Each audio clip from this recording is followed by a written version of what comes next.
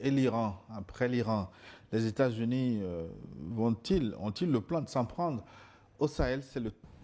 Je ne sais pas pourquoi il y aurait intervention au Sahel. Moi, je ne sais pas. Le Sahel a quel problème? Si on doit intervenir au Sahel, là, il faut intervenir d'abord dans certains pays européens actuellement. Hein?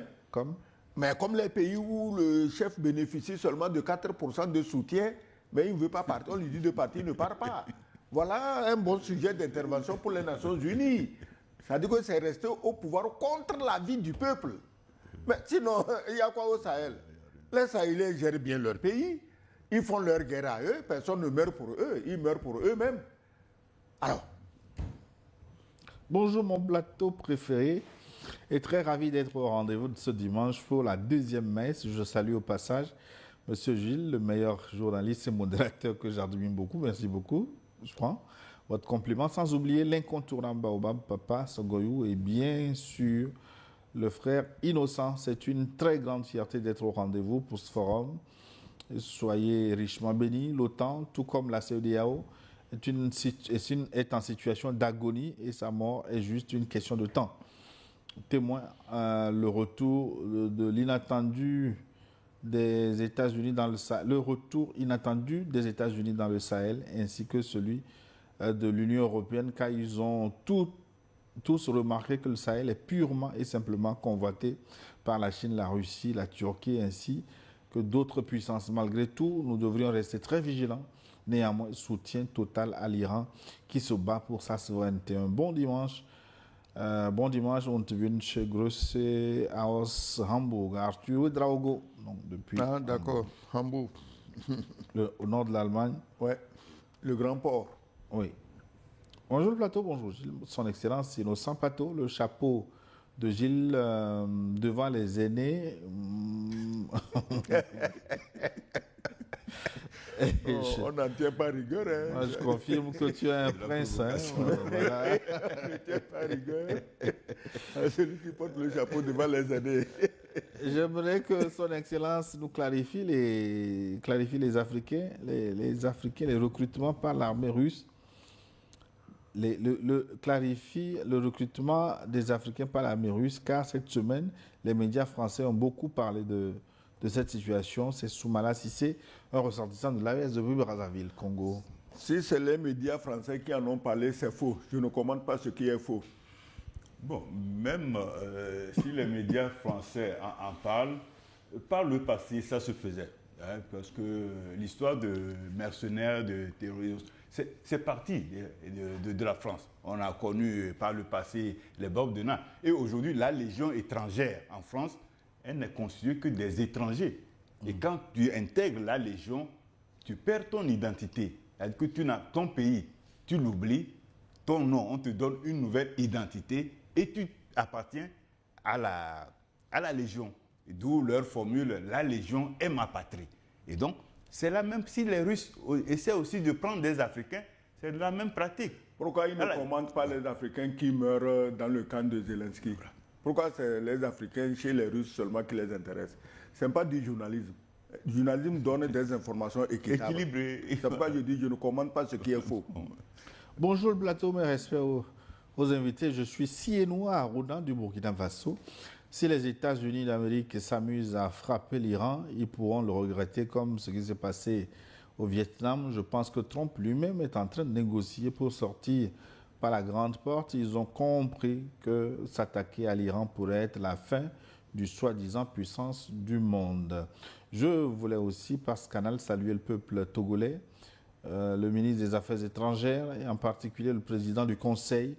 Nous avons suivi l'intervention du ministre des Affaires étrangères qui soutient les peuples de l'AES.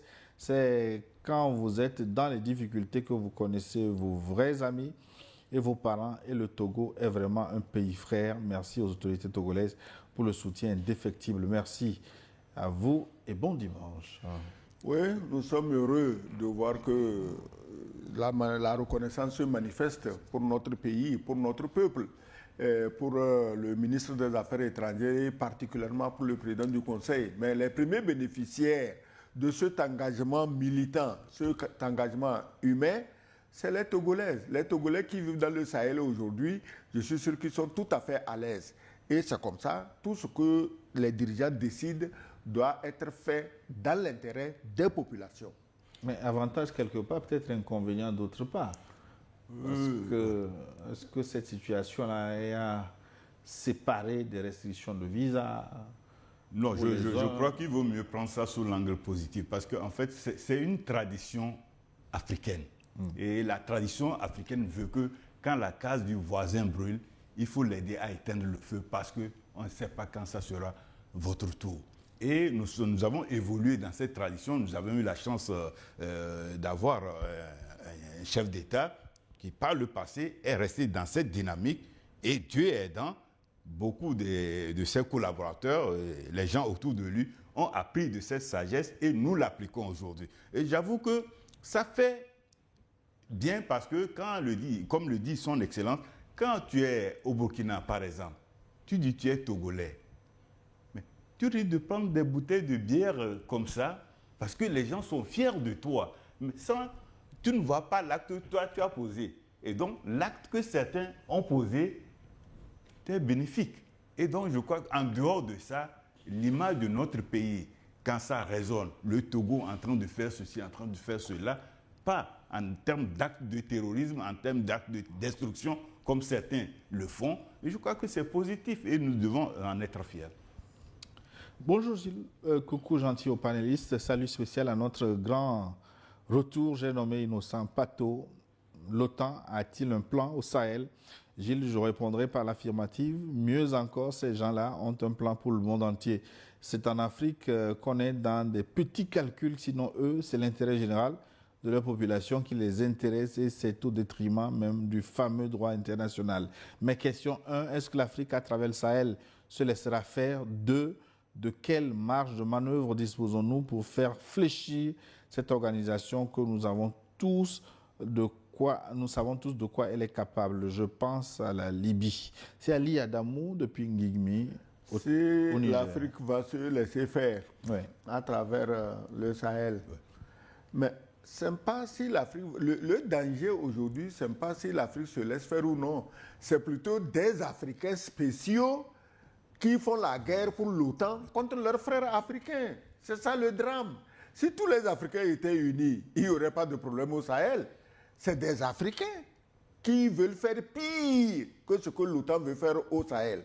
Donc, chacun payera pour ce qu'il a mangé. Hein. Et puis, parallèlement à ça, il faut dire la vérité des choses parce qu'aujourd'hui, l'AES est objet de curiosité. Sur le plan politique, en termes de souverainisme africain, il y a quelque chose qui se joue là-bas. Et la plupart des pays africains, qu'on les aime ou pas, on est tenté de voir, mais qu'est-ce qui va sortir de ce qui se fait là-bas? Il y a quelque chose, il y a une dynamique. Et laquelle dynamique entraîne les gens, les spécialistes, à venir voir, à analyser et comprendre ce qui se passe. En dehors de ça, le Sahel n'est pas seulement un terrain militaire, pas de question de terrorisme, non. Il y a plus que ça.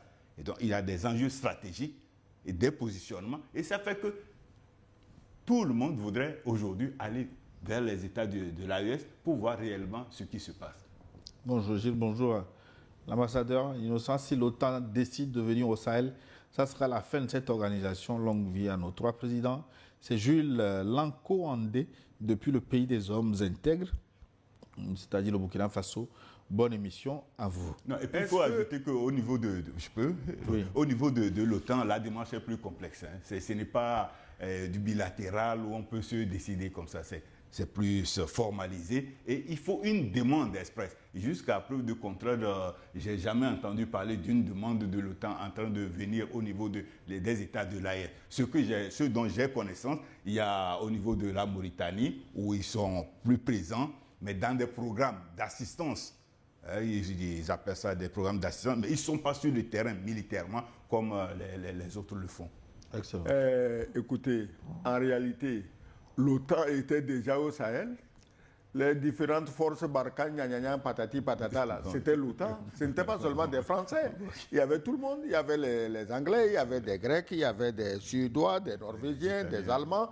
Mais l'OTAN était déjà là. Maintenant, la question, c'est quoi? Si l'OTAN va s'organiser militairement avec des chars, des blindés, des avions, machin, pour venir attaquer le Sahel, je reprécise que le Sahel, c'est 2 700 000 km². Eh bien, si le Sahel a commis une faute, bon, on peut discuter, mais si le Sahel est là en train de défendre sa souveraineté, je ne sais pas pourquoi l'OTAN qui prêche démocratie, droits de l'homme, viendrait attaquer des pays qui veulent renforcer leur démocratie et leurs droits de l'homme à travers une souveraineté réelle. Voilà. Bonjour, Niwot Fort Excellence. Merci pour votre mobilisation et votre lucidité. Excellent dimanche. C'est Cyril depuis Paris.